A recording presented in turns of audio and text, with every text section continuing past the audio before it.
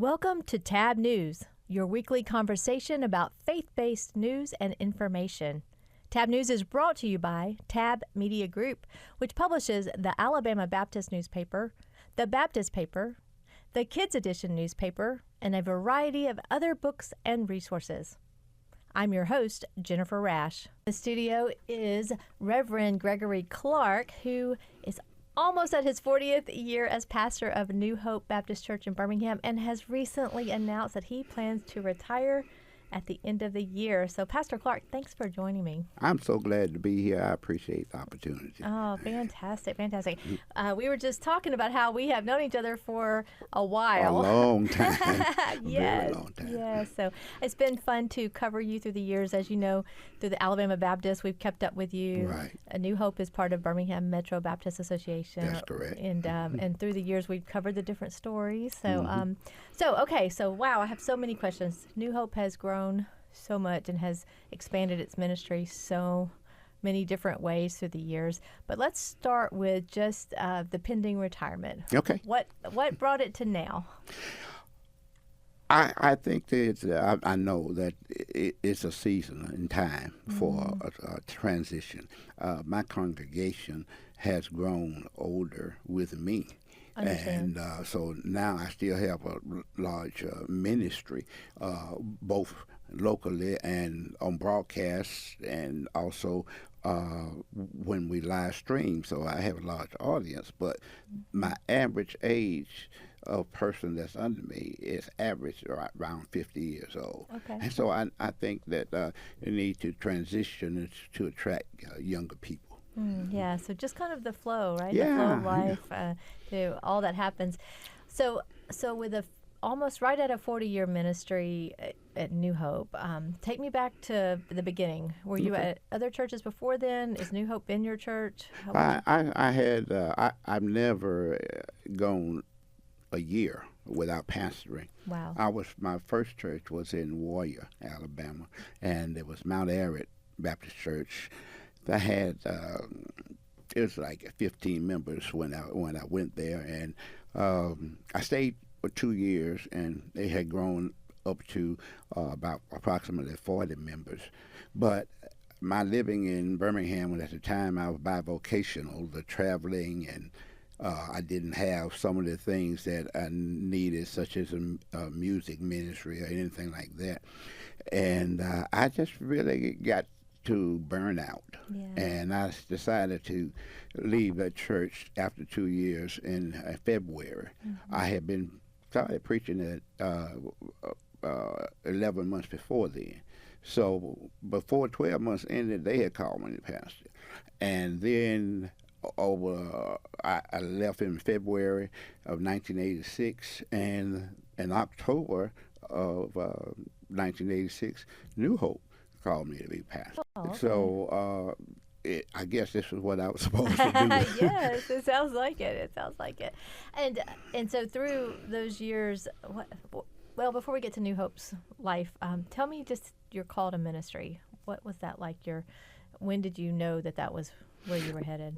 Actually, I'd had approximately three other times when I felt or knew that the Lord had called me, but I denied it until one day.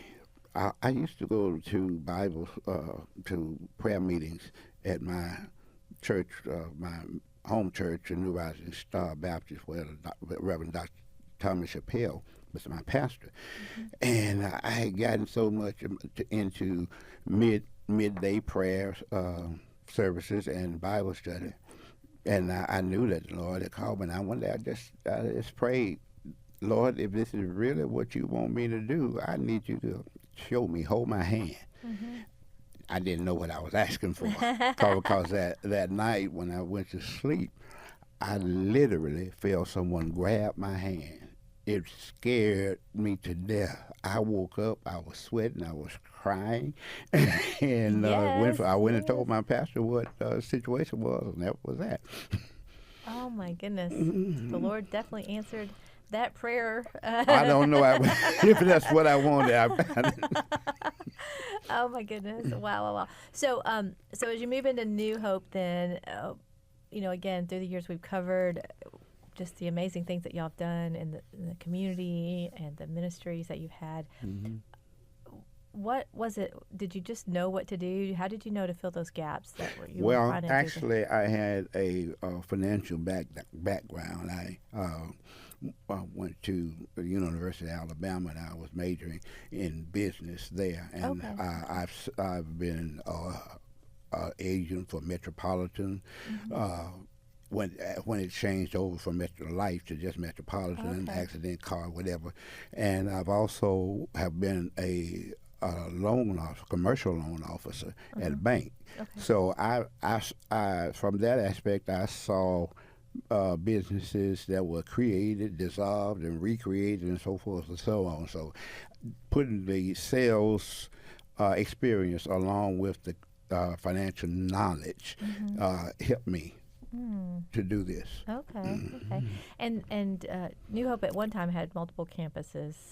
Yes, right? we had. We were actually the first church in Baptist Church in Birmingham to have two locations. The association actually literally gave us a church in South Avondale, and we had that ministry for over 13 years, where we could have both campuses, and that was an event in itself, because I would have to preach 8 o'clock at one campus and 11 o'clock at another campus. So I think I remember interviewing you about that, and you were Right. telling me how you jump in the car and I race jump in to the car. next. Yeah. That's funny. How long did y'all manage the two campuses? And We did that for approximately 13 years. Okay. Yeah. And when we had the church, it was a community that was in total transition. It was basically a lot of centers that specialize in drug therapy and so forth and so on. So it was people that were moving in and out of the community. Okay. Of course, Avondale has changed now, Correct. and and it's attracting younger people. The pastor that was there, Pastor Joel, he was a former campus pastor for another church, and he was able to really attract younger people to him, and its area had changed. It was a good for both. Right. And so now that those two campuses are separate now, right? You're doing, right. No, so we actually literally sold that property to Redeemer Church. Redeemer has it now. Okay, so that was your second campus for a while. Yes. Sold it to Redeemer, and they do their thing. You guys do your thing. But how neat that you have that connection from the past. Oh yeah. It was great, because the Baptist Association has been kind to me down through the years. Not only did they gift me that campus, but I was also on their mission ministry, and I actually got to go to England and to Africa because through doing missionary work with the Baptist Association. How interesting! What was it like for you? That was awesome. I was a team leader when we were in England, and I had 11 other people on my team. We had 3 teams with 12 people on each, and I was a team leader. And we would literally go canvassing house to house, talking about Jesus. And I got to preach in England. They have a lot of open spaces. They did at that time, and I got a chance to preach a lot in these open spaces. So it was a good experience. That is neat. That's neat. So now also, I've loved watching a lot of your community services. I think you may still have a credit union for low-income residents at one time. Are you doing now? We did have at one time. Unfortunately, during 2008, when the financial collapse, yes. my credit union, our credit union, was so small that the agency that's over the credit union actually merged our credit union to a larger one, and that was kind of devastating for us. We wanted, because we had actually built a credit union building. I mean, it's like a modern a bank Wow. for every, like a regular bank. You couldn't tell, the difference, and we didn't want to operate it inside the church building. We wanted to have a separate building. Right. So we did that, but unfortunately, that didn't stay. It didn't last long. I love the concept of it though, because you were trying to reach out and help the community, maybe people who wouldn't be able to go in and get a loan. Right. You were able to do that. Was it a case where you worked with the members of your church? Well, I think that was a misconception. The community thought that it was the credit union for New Hope and its members, but we actually wanted to help people from that were not necessarily members of New Hope. So we were only up maybe about 4 years, 3 to 4 years before that collapse, our financial collapse in the economy, and they just swallowed. NUCA just swallowed ours up and put it with a larger credit union. But that was nothing we could do about it. But we did convert it. The same building is now a senior citizens recreation center. Oh, okay. So how does that work? Senior citizens come from 9 a.m. to 1 p.m. They have good fellowship. They do games, all kind of exercise. They do all kind of things, and they have field trips. And and they get lunch, So we've been blessed to have been Jefferson County Senior Citizens Division has always granted us. It's been a grant, that financial grant that gets given to us to be able to do that. Okay, that's good. That's good. And I think you've got some prison ministries and some. We have a 62 unit seniors apartment. Oh, okay. Yeah, and that's been since 2006 to help people that are seniors that it is a HUD grant that we did for that. Right. And they have, of course, much lower rental rates than they would if they were somewhere else, because the HUD subsidized. So I love that you're just serving the senior population. Well, not just the senior. We have a daycare, a preschool, elementary, and a middle school. Oh my goodness! You didn't know that, did you? I think I missed that one. Yeah. Oh, when did all that play Well, out? the daycare was started actually by my predecessor, Dr. Herman Stone, and I'm told that it was the first daycare, church-owned daycare in the city of Birmingham. Okay. And that was in 1950. Really? So when I got there, we had just daycare. Okay. But I built a building for the daycare, and then it was doing so well, I had to build a building for the preschool. I love it. Yeah, and we're growing and aging. And then we got to elementary, and now we're up to middle school. Oh, that's so awesome. we have. And the wonderful thing is that elementary and middle school has had private. It's called Alabama Choice. Okay. Yes, So yes. there are people that can get their scholarships and don't have to pay any money for it. So That's such a blessing it to have is. that opportunity. Wow. And our daycares are fully licensed and everything. So That's good. Now, I didn't tell you though, our elementary and middle school is one of only 4 private schools in the state of Alabama that has 3 accreditations. Oh, Yeah. Okay. Yeah. 3. What 3. would that? What would? Yeah. We actually have it's called like a private school certification. We also have one that's is national, and then we have one that's world accreditation that's worldwide. Excellent. So, Okay. Okay. So some high quality work going into. Oh yeah. Well, how many kiddos do you have? We have in the total we have about 200 that in what we call our educational system. But I like that ministry because it's teaching young black males and females or anybody that comes there. But we do have everything is done with a Christian atmosphere. Okay. Jesus is taught daily, not sporadically, daily. And we also have we teach Black history daily. Okay. So these children grow up and they are so polished. Yeah. They grow up a better understanding of life and themselves, and they are respectful, and they're extremely smart. Yes, they are. So I'm really proud of that legacy. Yeah, that is a great legacy. You're listening to Pastor Gregory Clarke. I'm Jennifer Rash, host of Tab News, and we're chatting about Pastor Clarke's journey as he's looking toward retirement at the end of this year, 2026. So, Pastor Clarke, tell me what will you look back and say maybe is your highest point of your ministry?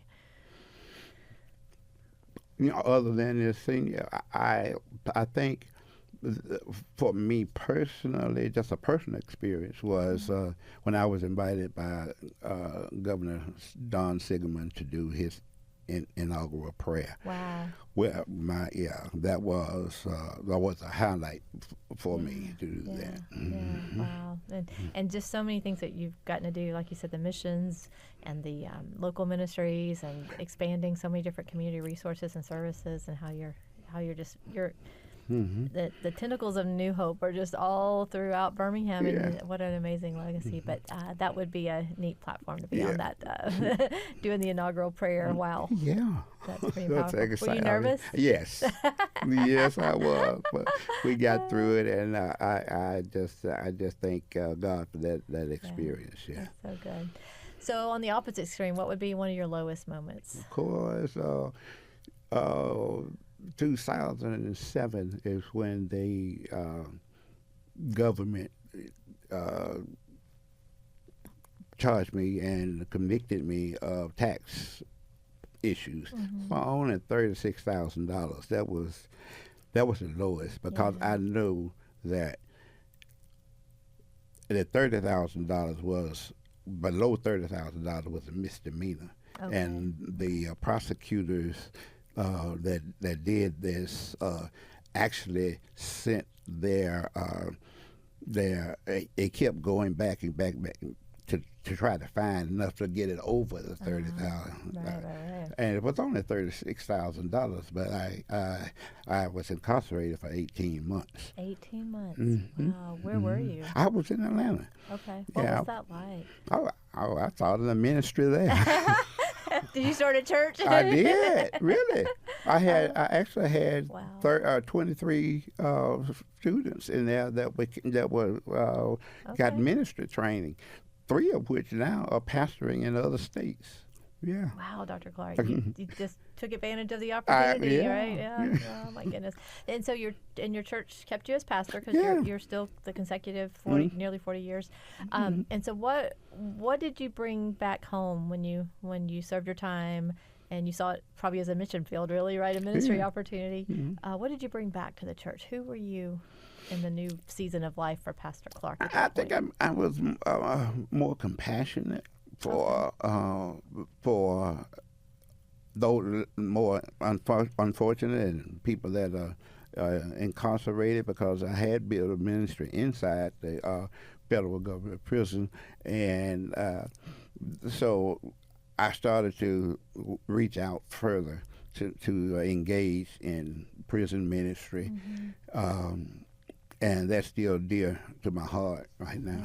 Because New Hope has some different ministries. Oh, right? yeah. And so how would you encourage other pastors, other congregations to think through what they might do for those who are incarcerated?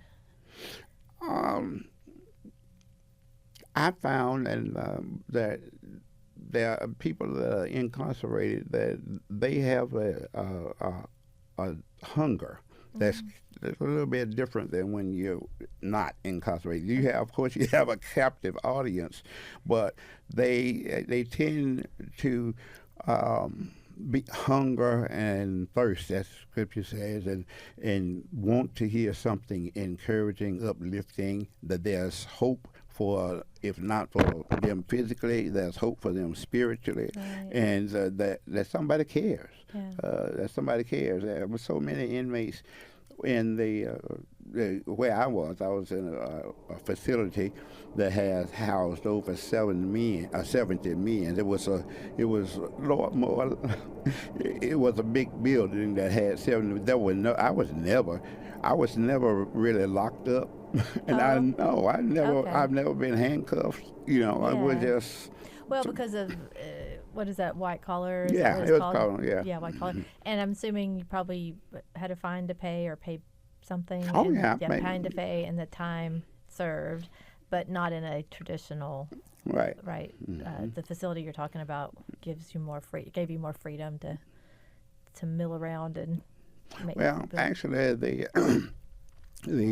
Internal Revenue Service, when I got out of the from prison, they had me civilly charged, not for the $36,000, but by the time passed, the interest and all of that kind of stuff, and I was up to owing them $62,000. But I went to work with my financial acumen and worked out with the IRS team and everything, and got that down from $62,000 to $21,000, which I paid off. Okay, I got you. Mm-hmm. Well, that was the background came in handy. Yeah. Then. Your financial background. Yeah.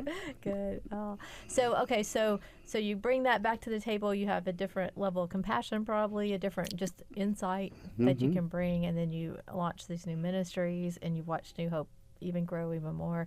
So what's it going to be like for you as you wrap up your time there and then prepare to hand it off? What does that look like? We've actually begun a national search for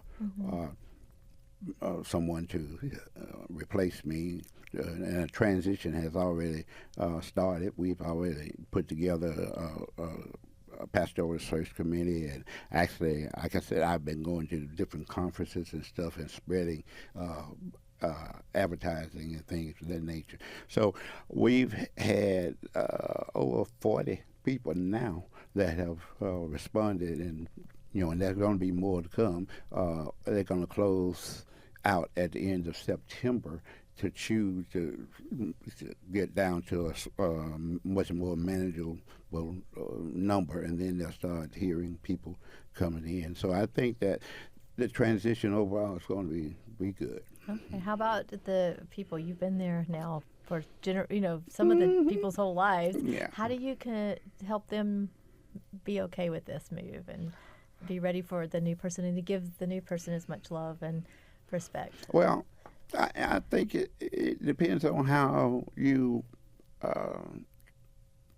do the transition. Whether the former pastor that was there before I was in New Hope, he was there 40 years as well, and he turned the church over to me, and he actually literally can join the church under me after I got there. And he said to the congregants, this is now my pastor too. So he passed it on, and I wanted to pass the baton on in a similar way. Okay. So will you plan to stay as well? I'm going to give the next pastor the opportunity to get to know the people for at least a year, and then I will. I'm going to work with him when they do it, but I'm also give him a little space. Yeah, I understand that. Well, what do you think? What will you do in that year and a half, whatever that becomes? What are your plans? Will you just visit churches and sit and I'm going to get fed now? Or are you going to think you'll be speaking? Or yeah, of course. I still be preaching, and I have a lot of contacts locally and in the state of Alabama, and actually nationally, but I started getting opportunities. I don't know, right up there, I've preached on 5 continents. Really? Well, you got 2 more to go. Let's go. More, yeah. Let's get that bucket list finished. That's fantastic. That's really good. You plan to stay in Birmingham, though, as far as residency? Stick with us here. I love Birmingham. Well, great. Well, I've enjoyed journeying with you these few decades, and I hope to stay in touch. But thank you for joining us and just sharing a little bit about your ministry, and congrats on well-earned retirement at the end of the year. Thank you, Jennifer. I really appreciate this opportunity.